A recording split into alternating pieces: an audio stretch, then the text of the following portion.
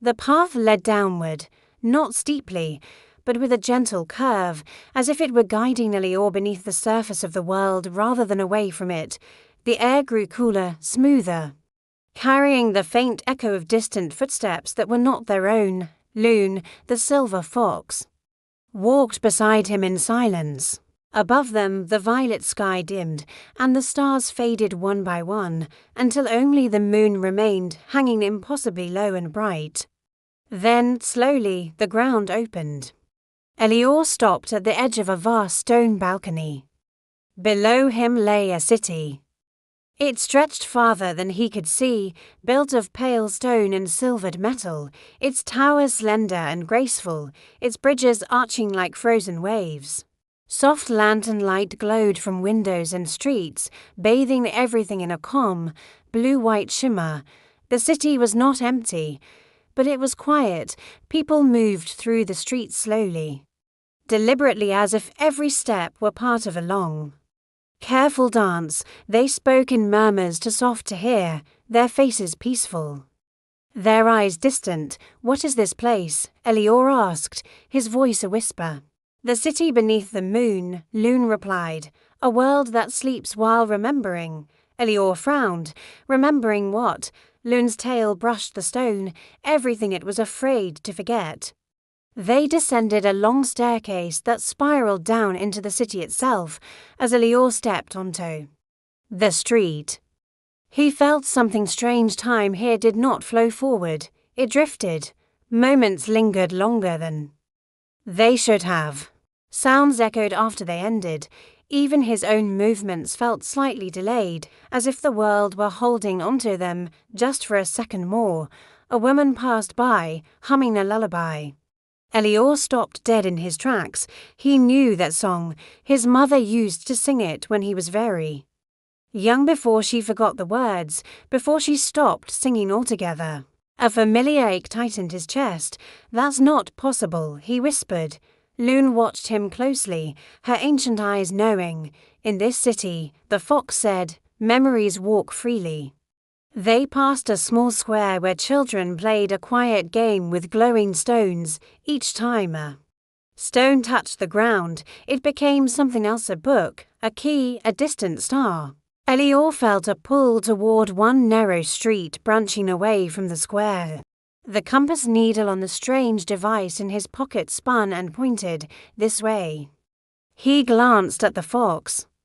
"I don't think this is for me," Elior said, a note of uncertainty in his voice. Loon did not argue. They followed the street until it ended at a simple wooden door set into the side of a tower. The door was unmarked, its surface smooth and worn by countless hands.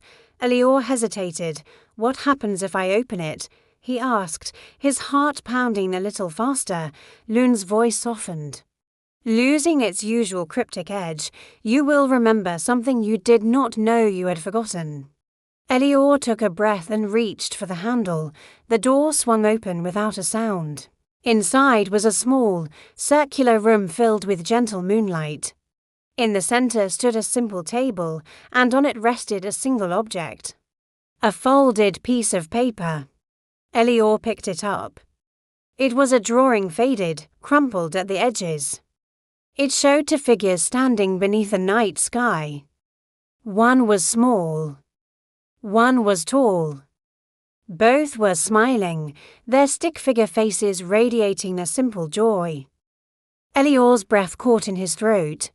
"I drew this," he said, the words barely audible. "Yes," Loon replied from the doorway. "I don't remember when.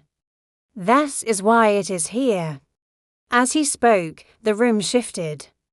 The stone walls dissolved like smoke. Suddenly, Elior was no longer standing in the tower. He was younger, much smaller. He was sitting on the floor of his childhood room, crayons scattered all around him on the worn wooden floor. His mother sat nearby on the edge of his bed, watching him draw, her eyes tired but so warm. "What are you making, my love?" she asked, her voice just as he remembered it. "A map." Young Elior replied, not looking up from his masterpiece, a map to where. He smiled, agape. Triumphant grin. Everywhere, the memory faded as quickly as it came.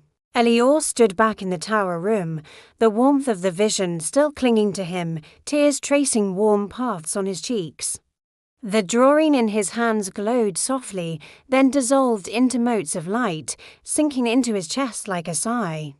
He felt a sense of peace, a wholeness he hadn't realized was missing. "You don't lose memories," Lune said quietly, her voice a gentle comfort. "You give them places to sleep." Just then, outside, the city's lanterns dimmed slightly. "What was that?" he asked, startled. Lune's ears flattened against her head. "Time shifting," the fox said. Her voice now laced with urgency. "Something is waking the city." The ground trembled faintly. A subtle vibration that ran up through the soles of his shoes. Far above, the massive moon hanging in the cavern sky flickered, like a faulty lamp. "The longer you stay," Lune continued, her gaze serious, "the harder it will be to leave." He felt the pull of the city a warm, comforting, heavy blanket woven from everything he wished he could hold onto forever. But the compass had already turned, its needle now pointing insistently back toward the surface. They stepped back into the street. It was no longer quiet. Behind them and all across the city, doors began to open. More people emerged from the buildings, their once peaceful faces slowly losing focus, their murmurs growing louder, more confused. The city was remembering too much, all at once. As they raced back to the edge of the great balcony, the lanterns flickered wildly, casting dancing, distorted shadows. Something deep beneath the street stirred a presence made not of stone or flesh, but of raw, unfinished memories crying out for release. Lune stopped and looked at Elior, her silver eyes reflecting the chaotic light. "This world will test you differently," the fox said, her voice cutting through the rising noise, not with fear, but with longing. And as Elior looked up, the moon hanging above the city beneath the moon began to crack.